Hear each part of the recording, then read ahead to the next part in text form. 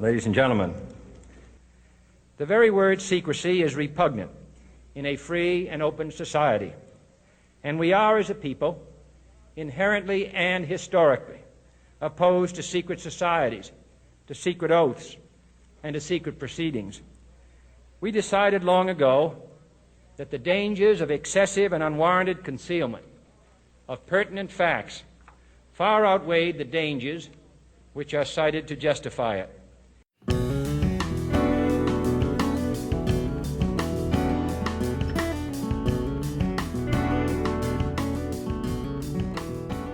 Welcome back to the Backwards History Podcast. As always, I'm your host, Will, here with my co-host, Kevin.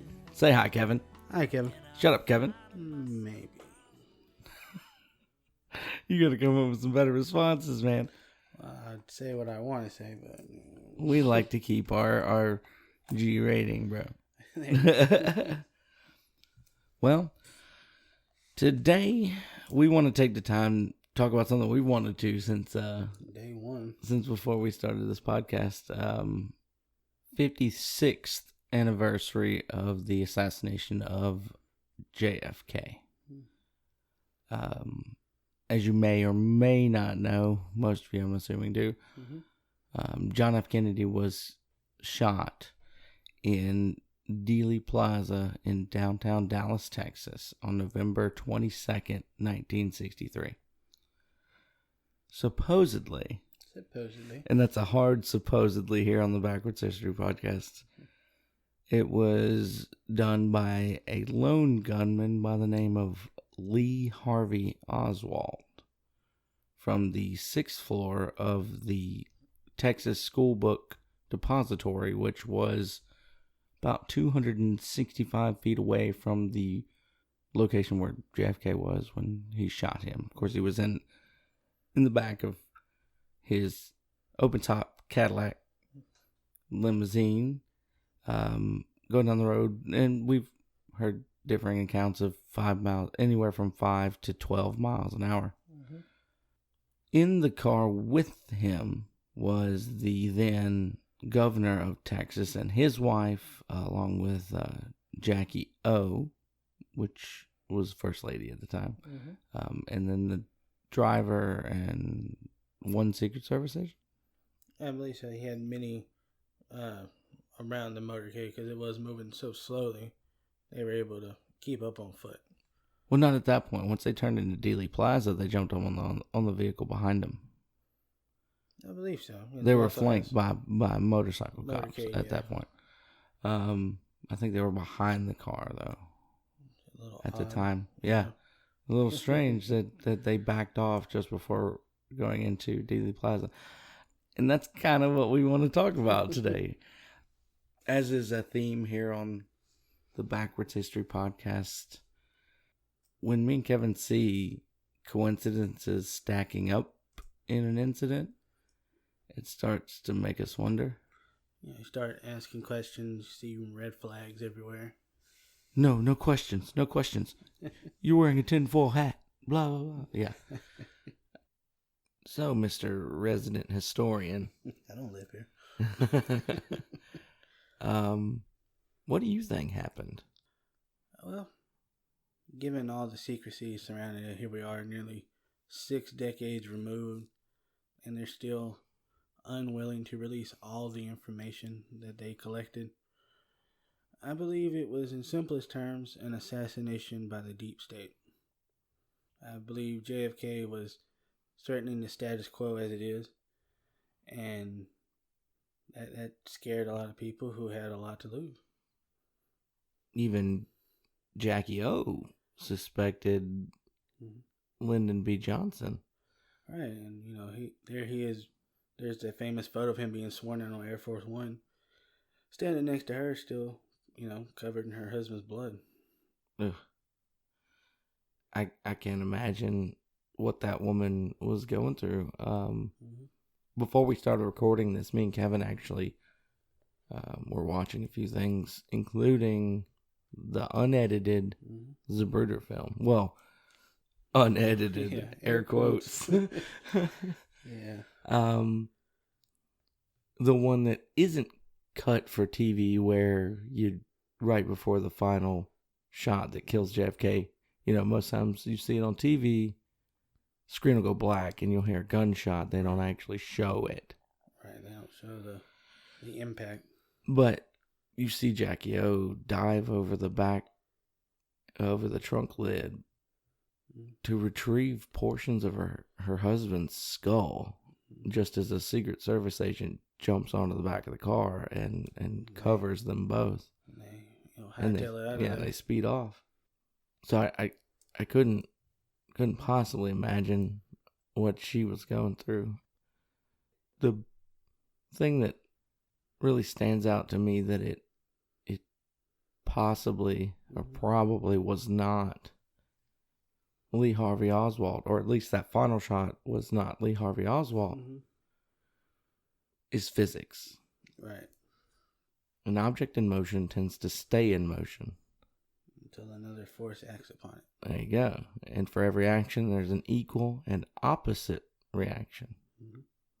Okay. If you're shot in the back of the head, your head, the kinetic energy of the bullet would make your head travel forward and then backwards. Right. A whiplash effect. Right. Not backwards and then forwards. His head goes back and to the left and then forwards. Exactly. And the pieces of his skull end up on the trunk. They end up on the trunk. Jackie is going after them on the trunk. If he was shot in the back of the head, she would have had to go into the front to get. Right. So he was shot from the front and the right for his head to go back to the left. Exactly. I mean, it's basic physics. Now, I've heard, the most popular theory is second gunman on the grassy knoll, right? Which is the pop culture reference at this point. It's so readily accepted as possible. Right. I saw a poll, not sure where, but like 80% of Americans don't believe the Warren Commission report. Right. And, it had been nearly 60 years. 80% of the population, a lot of those people weren't around when that happened, when the assassination took place. Right. So you have several generations since then who don't believe in the report, and they don't have any first-hand experience. They don't have the "where were you when you heard the president was shot" experience. Right. They just have the facts to go off of, like you and I do. Right. I heard somebody say, I don't report conspiracy theories. I only report the facts. But the second gunman on the grassy knoll seems a little bit far-fetched in the fashion of, that was a parking lot. Still is today, with a fence between it and the actual plaza.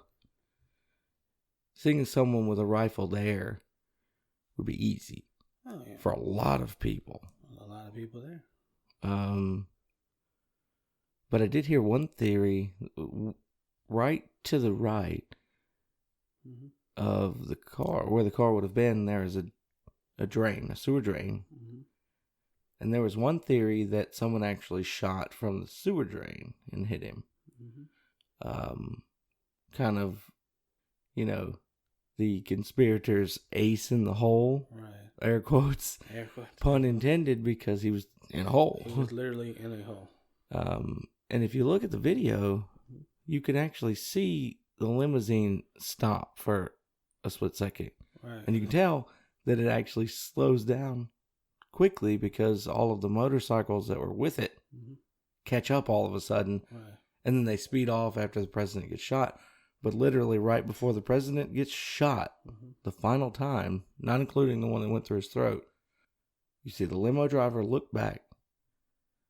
Car slows really fast. Boom. And then he speeds off.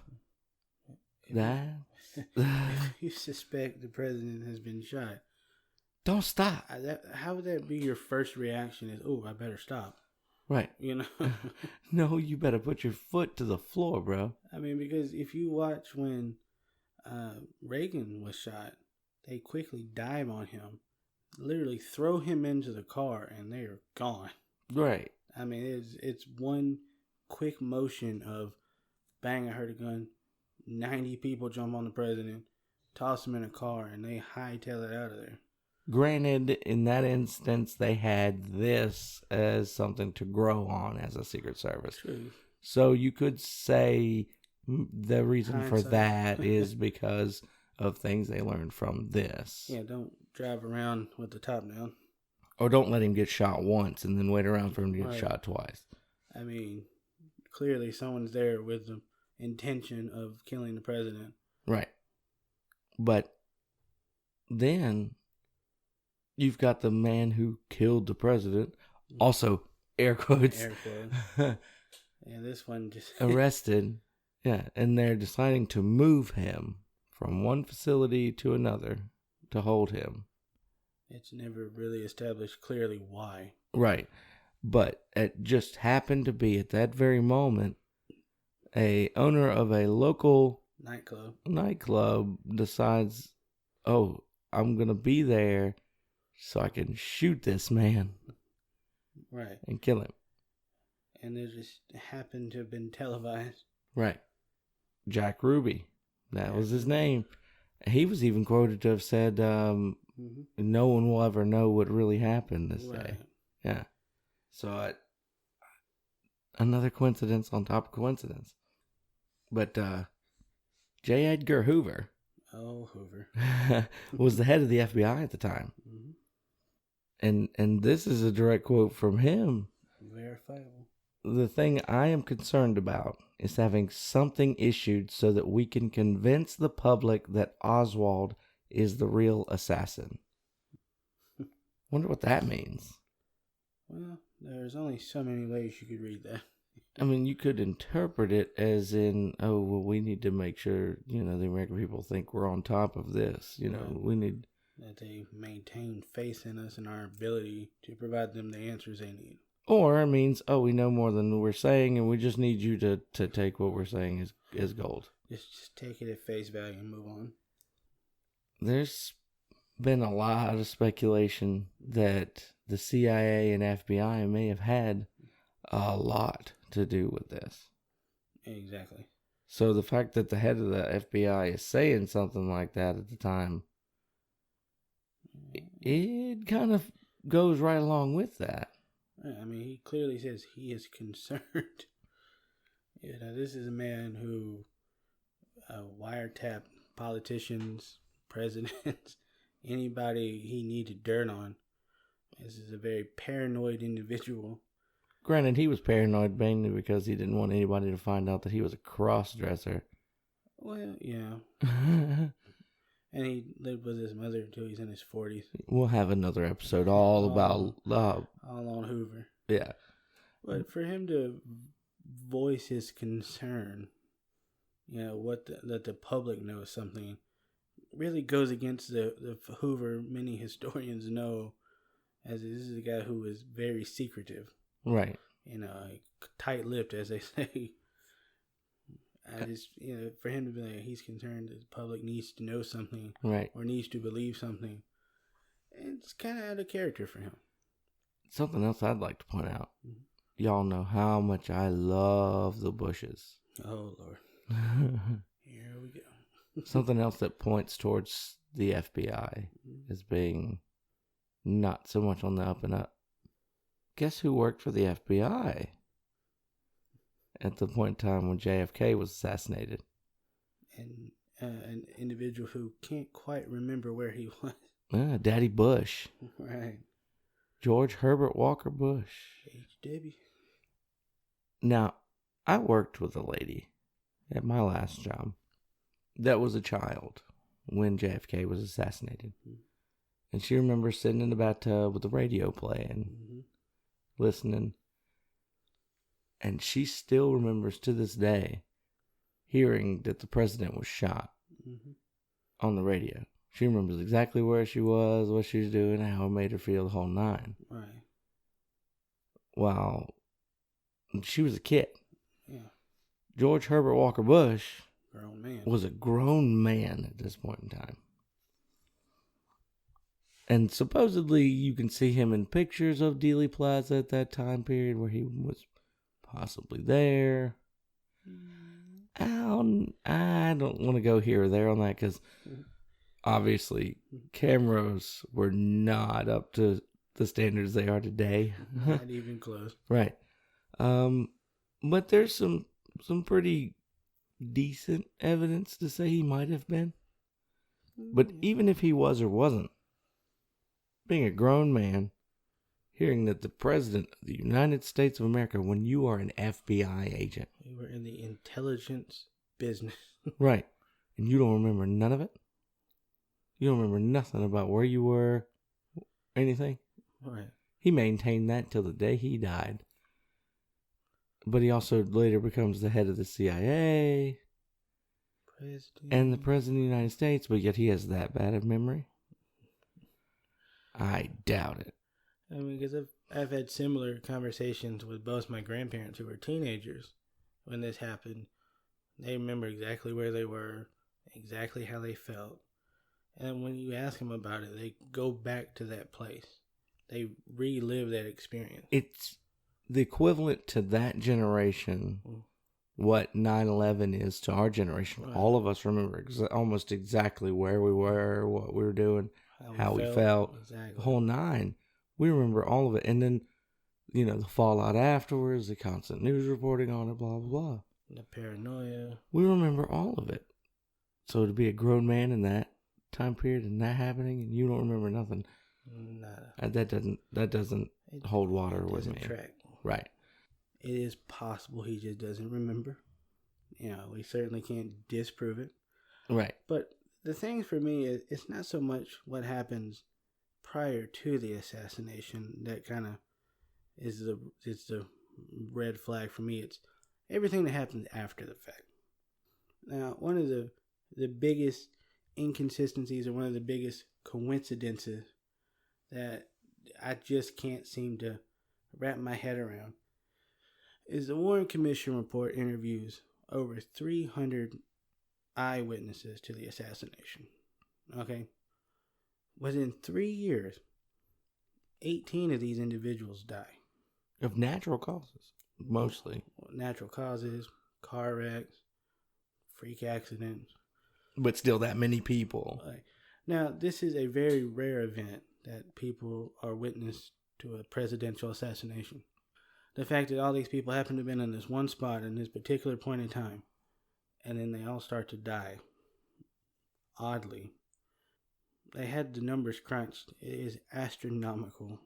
It's like 1 in 100 billion that would happen without some kind of force behind it, some kind of human interference, if you will. Right. Now, one individual whose story really makes you think, wow, I think this is a cover-up. A man by the name of Lee Bowers. Now, he worked at the train station, or the train depot, right behind the grassy knoll. He reported that he saw a gun flash, bang. Or at least the smoke off of it, right. Or what have you. 3 years later, he's driving down a empty highway. For some reason, runs off the road, smacks into a cement barricade, and dies. That's not that unusual.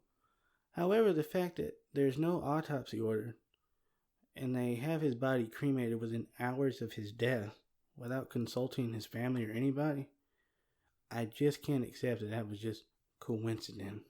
Right. Now that's the one that's like, really? The guy who claims he saw the second shooter just happens to die and his body's destroyed within hours of his death? He's the Epstein of his time. Exactly. Sorry, I had to put the Epstein is not dead or didn't kill himself in this. But him and then 17 other individuals who experienced this rare event find themselves dead in 3 years' time. It's an impossible coincidence.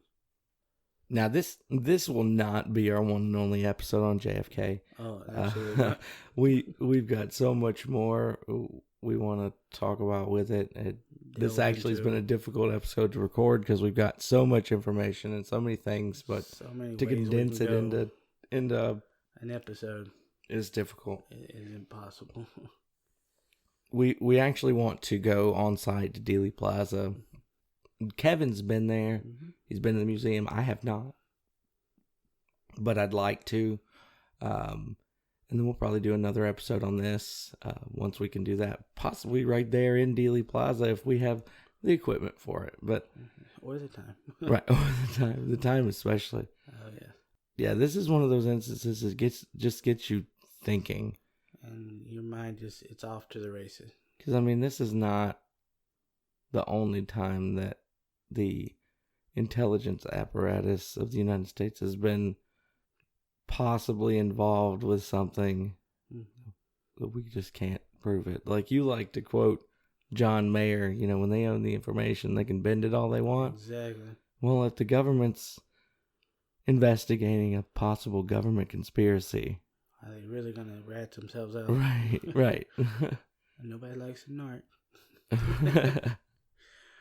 It's funny that any commission that we have is always angled to fail from the start. Well, the government needs an official answer, regardless of how acceptable it is. Right. But we really we want everybody to just think about this one. Think about the implications of this one. It's been nearly 60 years, and people still question this. People still, they won't let it go. Well, the government even says that 50 years later, when they first started looking at the time running out on keeping the files secret, that, we can't release all of it because it still threatens national security. After 6 decades? 6 decades, it threatens national security? How and why? Right, that's saying, like, you won't know until they release it. Because you can't know. You just have to take their word for it. What are they afraid of the American people finding out? My guess would be the fact that it was a government-sanctioned assassination. A coup? Perhaps. Very well could be. We all know big money runs government. Right. Military-industrial complex. Well, let's look at what runs Dallas. Oh, yeah. And let's look at where we've been since then. Big oil runs Dallas. Where is there a lot of oil in the world? And what family has dominated, or for a time dominated, the oil industry? The top of our executive branch. I may have mentioned the name earlier. I don't know. Maybe once or 5 times. Yeah. Its synonym is a shrubbery. But as always, we don't want you to take our word for anything. Look this stuff up. One really interesting thing that I found was a VR version of the Zapruder film. Oh, yeah. And all I had to do was snap my phone into one of those VR headsets, and it looked like I was standing where Zapruder was, and I could look around the whole scene. It's a very, very surreal thing to do. And one thing I would caution people researching this is, please be very, very selective with your sources. There's a lot of misinformation out there. Make sure these sources are reputable. I wouldn't go with anything that says .gov. And I also wouldn't take anything at face value. Don't take an answer like, oh, well, we watched something earlier that said, oh, they made these lifelike human heads or whatever to test trajectories of bullets and things of that nature. And then at the end of it, it's just like, oh, so they determined that it did happen, that a shot was fired from the rear. And then the video ended without any qualification to that answer. Right. It's one thing if you can give me a qualification saying, okay, this is the answer because blah, blah, blah, blah. This is it. But don't say, okay, this is the answer. Like, say it as a definitive thing and then say this is the answer just because it is. We tested it. We proved it right at the end. You know, that's why we always say at the end of every podcast, don't trust us, do your own research, because we don't want you to take us as oh, well, this is just the answer, go on about your business. Our main goal is to get people to think and to question for themselves. Yeah, we're not the U.S. government. We don't want you to just take our word for it and go on. No, not at all. But the Backwards History Podcast now has a Twitter page. We're at Backwards Histo, because we couldn't put the whole history in there. It's too long. We still have a Facebook page, the Backwards History Podcast. And we have an Instagram page at the Backwards History Podcast, or Backwards History Podcast. I believe, yes. So go give us like, share, subscribe, that kind of stuff. All those fancy buzzwords. And we'll try and keep you up to date on things. We're probably going to post a poll about this one on the Facebook page, possibly on Twitter and Instagram.